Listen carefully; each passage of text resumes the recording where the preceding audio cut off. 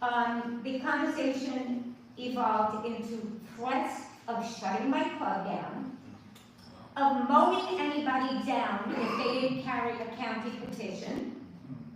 Okay, and this went on for, how many minutes, Jim, did I stand there and let them be racing? At least 10 minutes. Okay, at least 10 minutes. So I stayed silent, but you know what?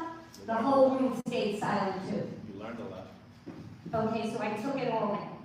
But now I've had enough, okay? And it's destroying the party, and it's destroying the city. We live in a purple borough, okay? There's no reason by now that we cannot get Republicans elected. But maybe, you know, at the end of this meeting, maybe everyone can see why we're not getting Republicans elected.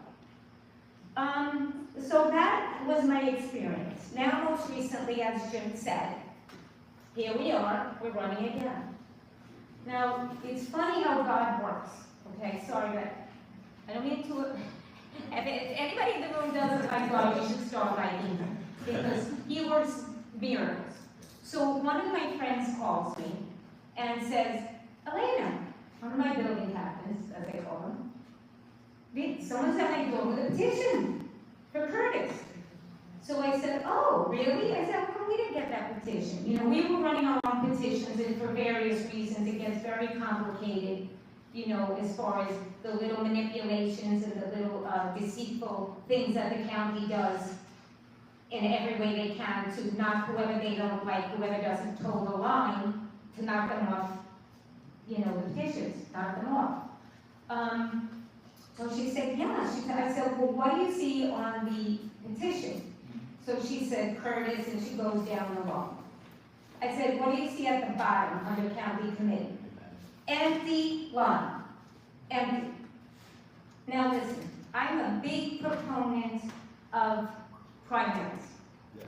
I'm in favor of primaries, but that's a legitimate primary. You're not going to get any opposition from me about a primary, as long as it's done legitimately. But now here's the thing. So the last line says county committee, no name. So she said, I'm going to, you know, we're getting wise to this stuff now, and so should everyone in this room. She takes a picture of the petition. So I said, you know what they're going to, I said, well, if you sign it, you're going to be signing against me, because they're going to put a name in there. Okay, and now is that legal? Does anybody in this room want to sign have their name on a petition and then somebody's name gets illegal, is slipped in there? That's not legal. It's not legal. No. It's not legal. But when you're fighting your own party, who's going to insist that you bring an attorney to fight these things, and you don't have money for an attorney, why are we not winning elections, folks? Mm-hmm. Think about it.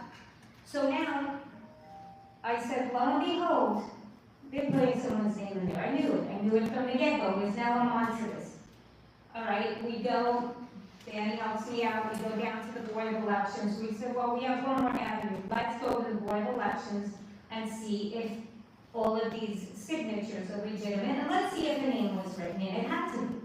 And sure enough, there's the name written in.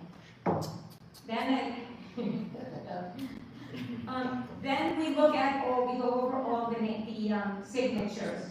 10 out of 20 of the signatures were bad, which should have disqualified this person. So I go through all the motions.